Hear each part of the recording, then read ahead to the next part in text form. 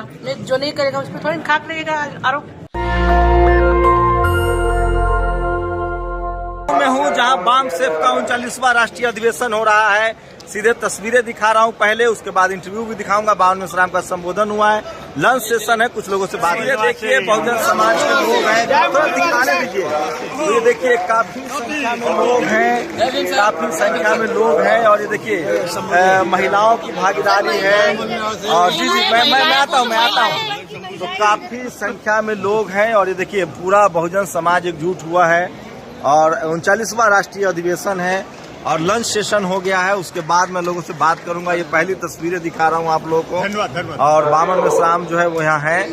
ये तस्वीरें देखिए, ये तस्वीरें देखिए, आपको सीधे दिखा रहा हूँ। बावन मेश्राम के राष्ट्रीय अधिवेशन हो रहा है, उसकी तस्वीरें दिखा रहा हूँ। सीधे लखनऊ से बड़ी बैठक हो रही है बाम सेफ की। जी बड़ी बैठक हो रही है, जय भीम। और लोग बाम से बहुजन आंदोलन है, लंच सेशन है, तमाम तस्वीरें भी दिखाऊंगा आपको।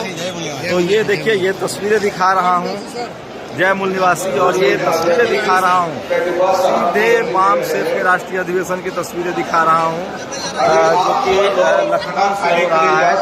और ये तस्वीरें देखिए, ये तस्वीरें देखिए, आपको काफी संख्या में लोग हैं। इसका लंच सेशन है और ये तस्वीरें दिखा रहा हूँ सीधे लखनऊ से। ये देखिए 39वां राष्ट्रीय अधिवेशन हो रहा है, काफी भीड़ है, काफी संख्या है लोगों की। ये तस्वीरें दिखा रहा हूँ आपको, जय भीम। तो ये तस्वीरें दिखा रहा हूँ और लंच सेशन हुआ है और 5 दिनों का राष्ट्रीय अधिवेशन है। ये तस्वीरें देखिए, ये तस्वीरें देखिए। और काफी संख्या में मंच बना हुआ है, शानदार पंडाल है। अमूमन बहुजन समाज के लोग इस तरह के प्रोग्राम्स नहीं कर पाते। तो ये देखिए पूरा पंडाल भरा हुआ है। ये तस्वीरें दिखा रहा हूँ आपको। बड़ा धन्यवाद।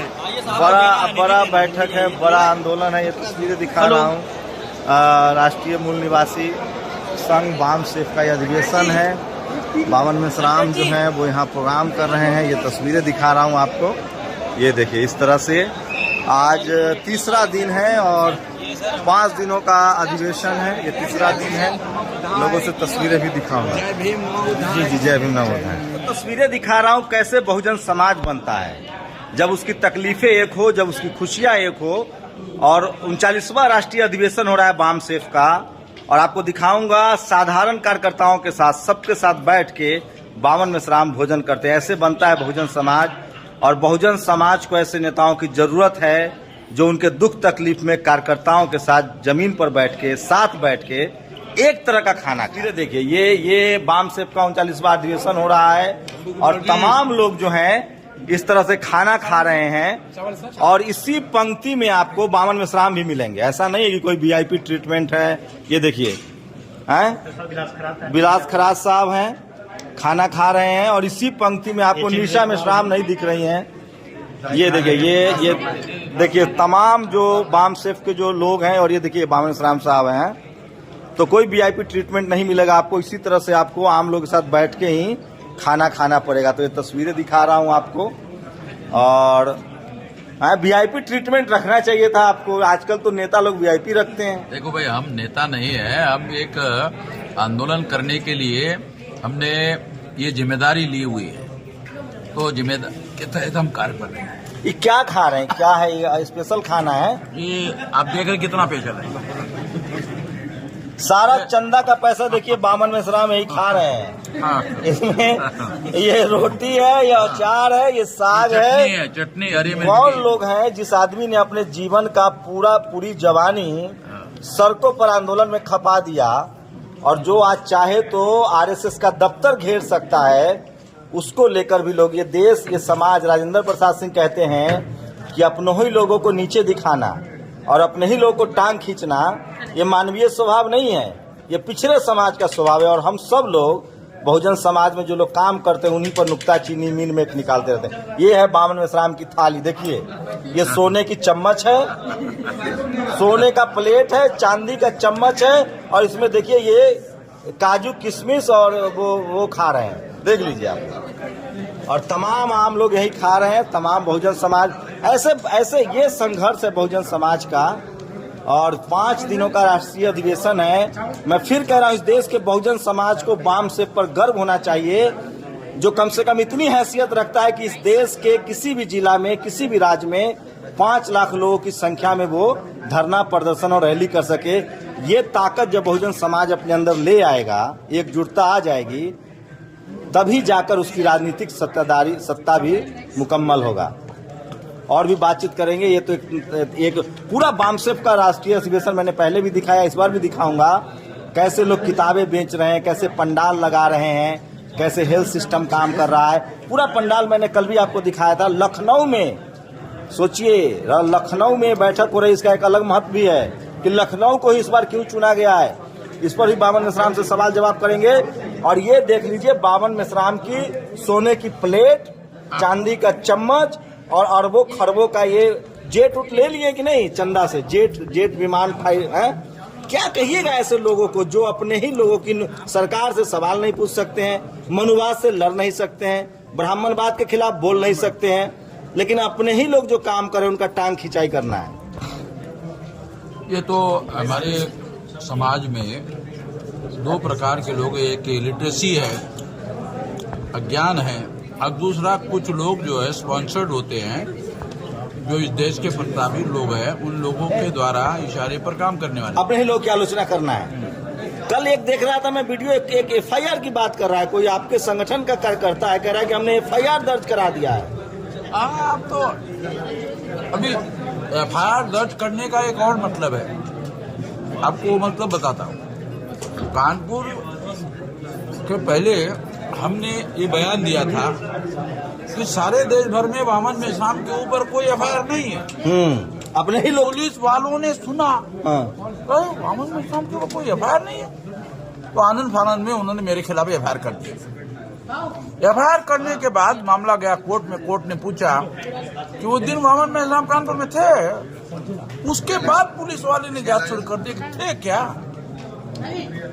मैं वहां था ही नहीं। अब जब मैं कानपुर में था ही नहीं तो FIR कैसे होगा।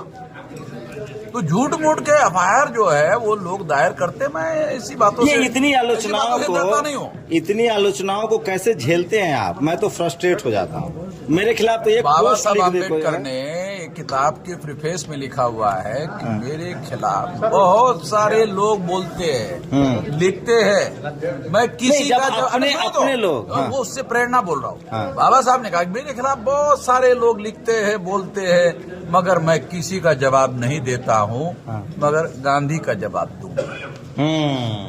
दुश्मन और दोस्त की पहचान जरूरी है। ये चलिए, तो विस्तार से पूरी बातचीत भी होगी। और ये देख लीजिए, तमाम लोग चंदे के पैसे से सोने के प्लेट और चांदी के चम्मच से खाना खा रहे हैं। ये है बहुजन समाज की हकीकत। एक तो लोग डर से निकलते नहीं है, जो निकलते हैं उनके साथ होइए।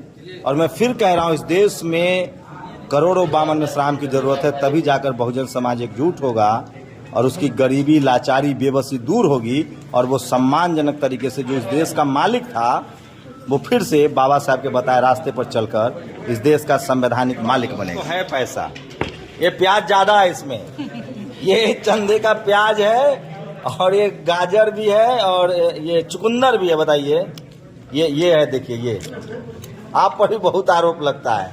अच्छी बात है। जो काम करेगा उस पर आरोप लगेगा, जो नहीं करेगा उस पर थोड़ी खाक लगेगा आरोप। अभी तो जाति सर्टिफिकेट लगवाना पड़ता है। तो क्या, मैं हूँ तो हूँ। परेशानी होती है, दुख होता है कि अपने ही लोग जब इस तरह के सवाल करते हैं।